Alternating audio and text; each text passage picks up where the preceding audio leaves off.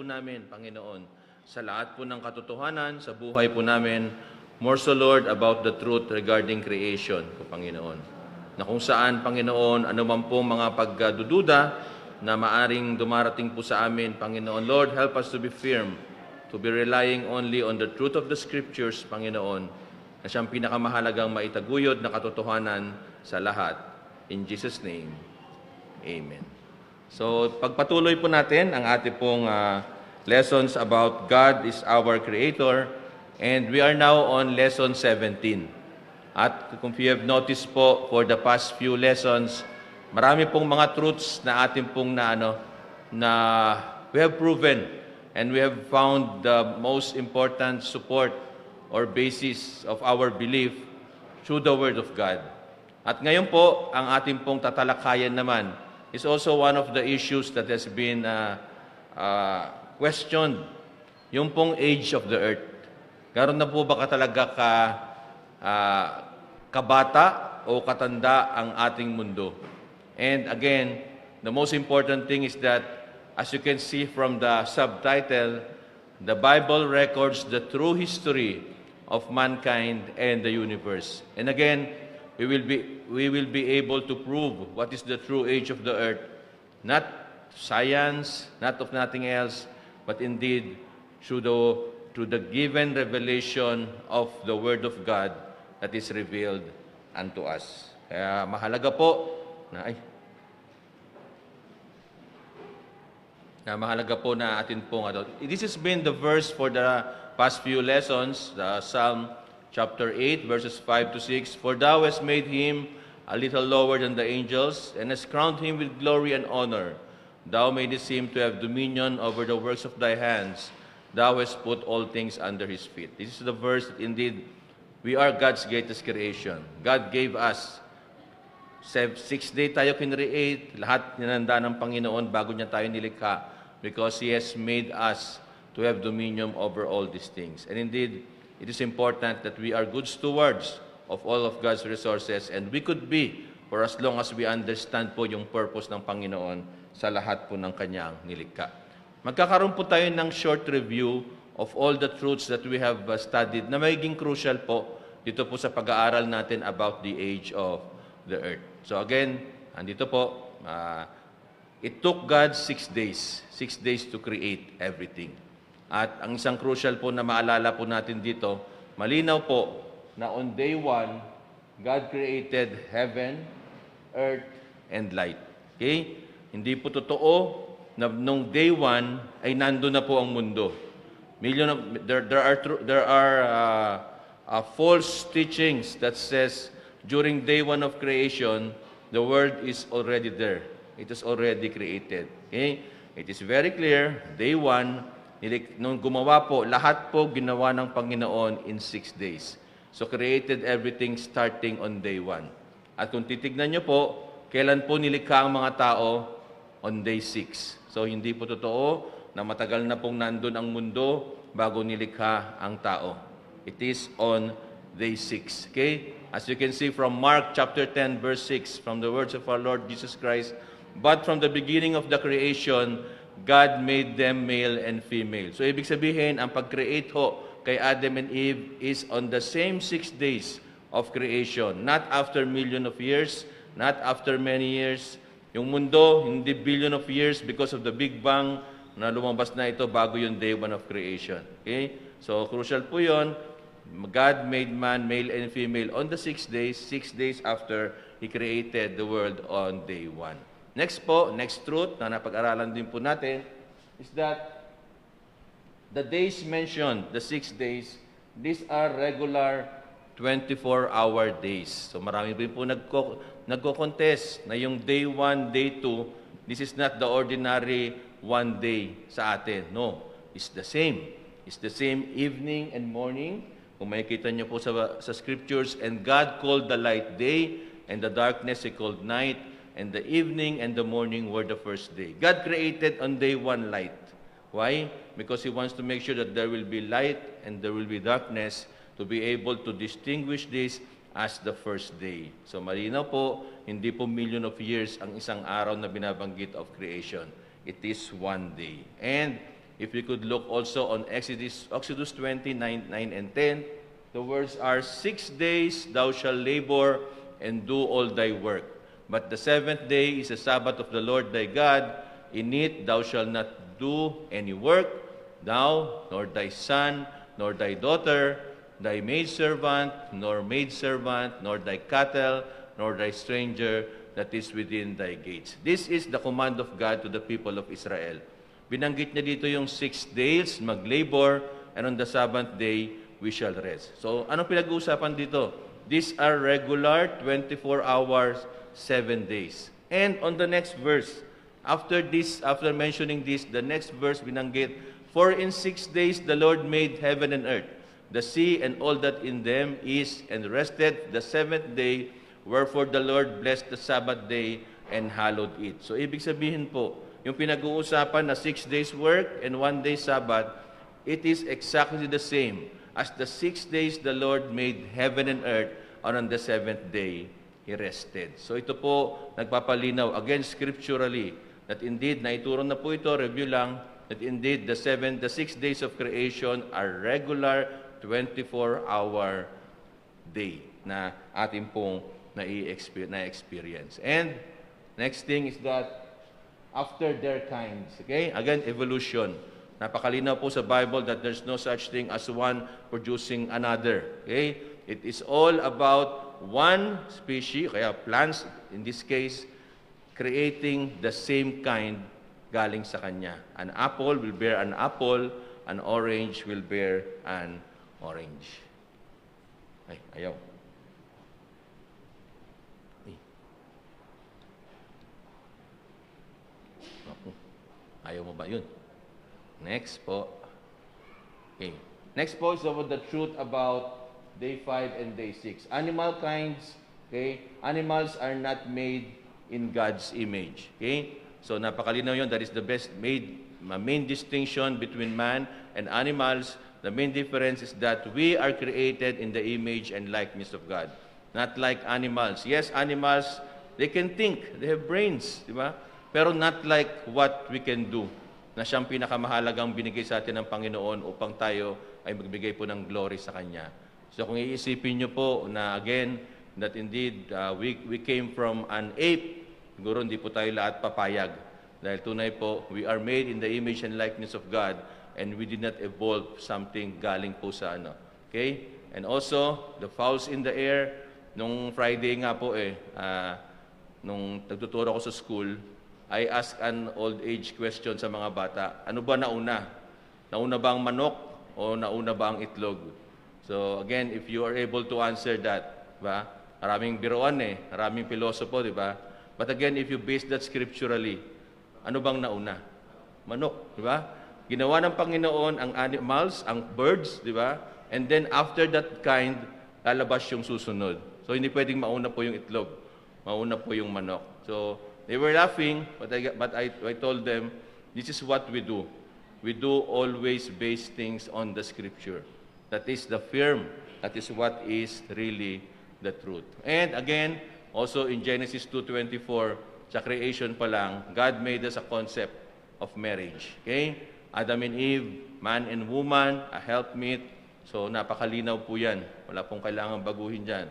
Genesis 2:24, therefore shall a man leave his father and his mother, and shall cleave unto his wife, and they shall be one flesh. Again, the truths about creation gives us the very important concept of marriage that should never be changed, that should never be broken, that is indeed very clear in the Scriptures as early as the 6th day of creation. And last week, alam niyo po, I was blessed. I did not know how to defend the truth about dinosaurs and dragon. Elder Perry gave us a clear lesson from the book of Job kung ano po talaga. The behemoth in the Bible is the exact description of the dinosaur. Ba? Jurassic Park, kung ano man yung mga dinosaur na ano natin, Saurosaurus, ba? Kung ano man yan. Okay? It is this. God from the Bible describes it na nandyan po sa Biblia. And the dragon, di ba? Yung dragon dati, kilala ko yung teacher ko, di ba? Talagang parang Lumalabas yung ano eh. Okay? Eh, but there's a dragon in the Bible. Okay? It spews fire. And that is the Leviathan. Diba? Diba? So, nalulungkot na ako eh. Sabi ko, why haven't I known that? I was asked once, okay? And I was not able to answer. And it's good.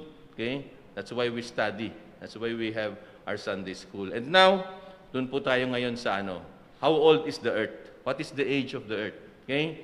For many, ang dami ko na pong nababasa even when I'm not yet a Christian, they are saying that the earth is millions, in fact, billions of years old na po. So what is the truth? Okay? They use science. They use science to support that. Ba? Kung gaano na ba katanda ang mundo. Pero again, kaya po nang sabi natin, we use the scriptures. We use the scriptures for us to be able to have a basis on what is the true age of the earth. Okay? So ito po yung gagawin po natin. We will study it in 3 parts. Okay? Nakalagay na po dyan eh. If you have your notes with you, nakalagay na rin po dyan. At mamaya po, tignan po natin. Especially the very first part, yung pong from Adam to Abraham. So nakalagay na po dyan, the earth is 6,000 years. So how come? Saan po nanggaling po yung figure na yan? And is there such a thing in the Bible that explicitly says na ito yung age? No, hindi po eh, hindi po. Pero meron pong kaparaanan na wherein we could be, the Word of God reveals to us a way for us to know kung paano po talaga natin ma-come up yung totoong age po ng ating pong mundo. Okay, so did you, in your reading of the Bible, have you read genealogies? For most of you, yes, you read genealogies. And sometimes there are some questions, why do I have to read these genealogies? Ang hirap ng basahin ng mga pangalan, ang haba, ang dadami, and you come up with figures, numbers, and numbers, and numbers, and numbers. Wherein there's the question nga na, di ba minsan nagbabasa ka, may momentum ka na sa pagbabasa eh. Genesis, okay, di ba? Pagdating bigla ng mga ganito, parang magkakaroon ka ng ano, parang tatamarin ka. Ano ba ito mga binabasa ko? Parang wala namang saysay. Kaya again, the Lord would not put those things in the Bible if they have not a clear purpose. And now we could see, these genealogies will give us figures that could be basis on how old our world is. And meron din pong tinatawag na chronogenealogy. A genealogy that includes the time frame of the relationship. So mamaya, makikita po natin, we'll use chronogenealogy para mapagsunod-sunod po natin yung pong figures. Okay? So, let's look at Genesis 5:1. We'll use 2 chapters, Genesis 5 and Genesis 11. So mamaya po, kung mayroon na kayo yung notes po nyo dyan, makikita nyo po the word scripture reference, parehong Genesis 5 and Genesis 11. Genesis 5 covers the generation before the flood. And Genesis 11 covers the generation after the flood. So yun po yung pagbabasehan po natin ng ating pong genealogies. Before the flood and after the flood. Kung babasahin niyo po yung first verse ng Genesis 5, this is the book of the generations of Adam. In the day that God created man, in the likeness of God made him. Okay? So again, malinaw po, si Adam ay kinreate in the very 6th day after the first day that God created everything. Kaya sabi ko nga po kayo na, mahalaga po intindihin natin yon. Magkadikit po yon. 6 na araw po. 6 na araw po after God created the earth, God created man. Yan. Ito po, nakabilog po dyan, the generations of Adam. Okay? This is the book of the generations of Adam in the day that God created man, in the likeness of God made him. Male and female created he them, and blessed them, and called them the name Adam in the day when they were created. So ulitin ko po, again, 6th day, God created Adam. Day 1, God created the earth. And Adam lived 130 years, and begat a son in his own likeness, and after his image, and called his name Seth. Now, this is what we call chronogenealogy. Okay? Wala po kasi tayong basihan ng paring pagkasunod-sunod po, di po ba? Kaya lang, meron po yung tinatawag na chronogenealogy wherein now we can have a A continuation. Kumbaga meron tayong reference ng pagkasunod-sunod ng lahat. Okay? When you say begat, to become the parent of a child, again, there are those who contend this, hindi daw to yung pagpapaanak. Again, the Bible is very clear. Okay? It's about being the parent of a child. So ito po yung time na pinanganak po yung anak. Okay? So ito na po tayo sa para po maintindihan natin. Okay, yan po. Okay? So if you get hold po of your script of your handouts, okay? So si Adam po nung naging tatay siya kay Seth, ilang taon po siya? He was, nasa Bible po yan, if we may reference po yan, Genesis 5:3. Okay? Ilang taon po? 130. So ibig sabihin, pag kinlik po yan, 130. Ibig sabihin po, nung naging tatay po si Adam kay Seth, 130 years old po siya. Okay? So, siyempre iba po noon, di ba? Si baby nung pinanganak ni Lolo, hindi siya 130, di ba? Hindi. Ata pa siya. It's different. Pero again, ito po si Adam po 130 years old. Okay? Kailan kinreate si Adam? On the 6th day, di po ba? So, ibig sabihin, ilang taon na po ang mundo nung pinanganak po si Seth? 130 plus 6 days. Okay? Di po ba? Nakikita nyo, meron tayong basehan, di ba? Kinreate ang mundo nung day 1, kinreate si Adam nung day 6, naging tatay si Adam nung 130 years old na siya. Okay? So, ibig sabihin ngayon, 130 years old si Adam plus 6 days noong naging tatay siya. Ibig sabihin, 130 years and 6 days na po ang mundo at that time. Okay? Next, si Seth. Ano po ang age ni Seth nung 130 po si Adam? Siyempre, 0 pa po, di ba? 0 pa siya. Okay? 0. Okay? Pero si Seth, naging tatay siya kay Enos noong anong taon po siya? 105. Okay? So again, pwede mong gamitin yan. Nung naging tatay si Seth kay Enos, ang mundo is 6 days plus 130 years plus 105 years. So kung we do the math, that is 235 years and 6 days. Okay? So, hindi po tayo nag-iimbento. Sana susundan niyo po, di po ba? Yun, meron tayong basehan eh. 0 si Seth nung 130, nung naging tatay siya, 105. So, yan ang age ng mundo. Di ba? Walang binabanggit na yan ang age ng mundo. Pero if you will see the continuation of that, referencing on day 1 of creation and day 6 of God's creation of Adam, yan po yung edad ng mundo. And that will continue. Hindi po nanggagaling yan. Nakikita niya po, may scripture reference po yan. Para kay Enos, on Genesis 5:9, 90 siya. Okay? 90 siya. Okay? Nung pinanak niya, si Cainian. Si Cainian naman, according to Genesis 5:12, 70 siya. Nung pinanganak niya si Mahalil. Si Mahalil, nung pinanganak si Jared, 65 siya. Si Jared, nung pinanganak si Enoch, 162 siya. Okay? Si Enoch, nung pinanganak si Methuselah, 65 siya. Okay? Si Methuselah, nung naging tatay, habang buhay nito, di ba? 187, naging tatay siya. Okay? And si Lamech, 182, nung pinanganak niya si Noah. Okay? Sabi natin, Genesis 5 talks about the generations before the flood, before Noah was born. So if you add up all these years, nakikita niyo po sa handout, 1,056 years from Adam to Noah. Is that the age of the earth? Plus 6 days, yes. That is the age of the earth at that time. Okay? Ano pong susunod? Tumigil na po ba doon? Hindi po. In Genesis 11, Genesis 5:32, Genesis 11, okay. Nagbigay din po naman, simula naman kay Noah. Until whom? Sino po yung nakikita nyo sa last part po dyan?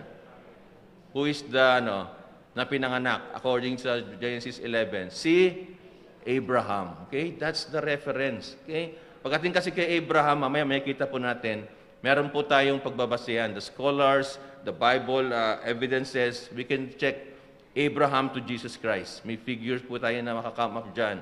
Pero ito talagang unang part, medyo mahirap. Again, we'll do that again. Si Noah naman ngayon, 1,056 years na ang mundo nung si Noah ay naging tatay. Okay? Pero you add those what? 502. Wow. 502 si Noah nung siya po ay naging tatay. Okay? And again, continuance of that, si Shem, 100, si Arphaxad, 35, si Sala, 30, si Eber, 34, si Peleg, 30, si Reu, 32, si Serug, 30, si Nahor, 29, at si Terah, 130. Terah, the father of Abraham, ba? And until such time, 130 siya. Now, from Noah to Abraham, the generation after the flood, it's 952 years. Again, these are not numbers that we just came up with. These are based on, again, chronogenealogy. So malinaw po na meron po tayong pagbabasehan that indeed since day one of creation until such time that Abraham was born, the earth is already 2008 years old from Adam to Abraham plus 6 days. Plus 6 days. So this is the first part. Ito po naging basihan kung gaano po katanda ang mundo until such time that Abraham was born. Okay? So yun po ang purpose ng genealogy. Okay? Wala man po tayong age exact number na nakikita sa Bible about the age of the earth. But God has given us ways to be able to see. Simula nung kinereate niya ang tao, until such time that they were able to begat to chronogenealogy, yung mga edad nila nung naging tatay sila, now we were able to come up with 2008 years from Adam to Abraham. How about naman po yung years between Abraham and Jesus? Again, about 2,000 years passed. This is a date drawn from biblical events aligned with other historical records and events and is affirmed by the Scriptures. So 2,000 years between Abraham and Jesus. Okay? So yan po yung second part. If 2008 yung una, 2,000 years naman between Abraham and Jesus, and of course, us and Jesus. When Jesus was born until such time, ilang years ba yan? Yes, we are in the 21st century. That's 2,000 years. So essentially, pag susumahin mo po talaga, how old na po ang ating mundo ngayon?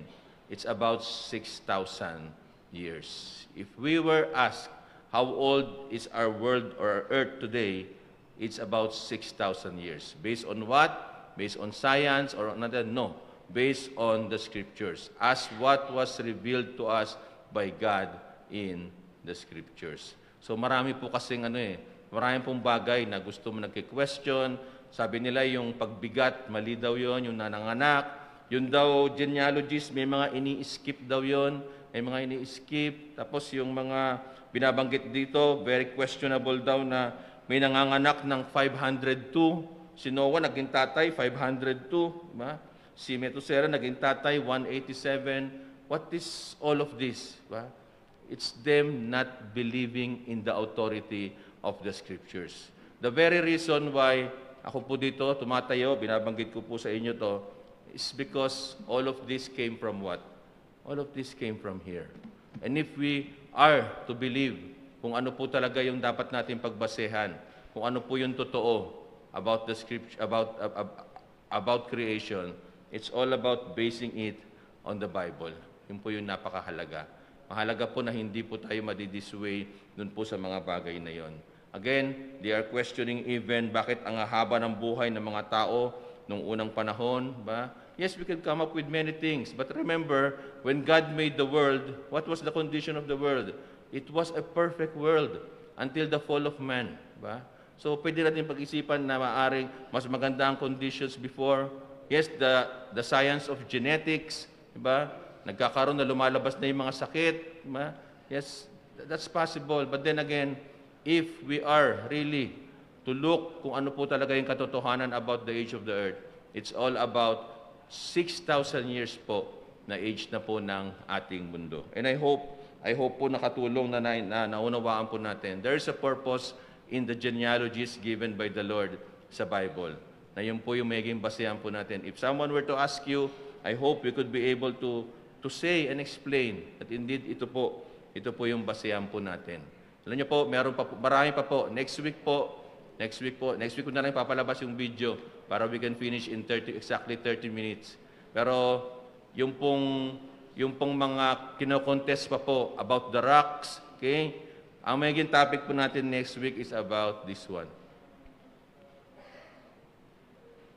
Yan. Regiometric dating.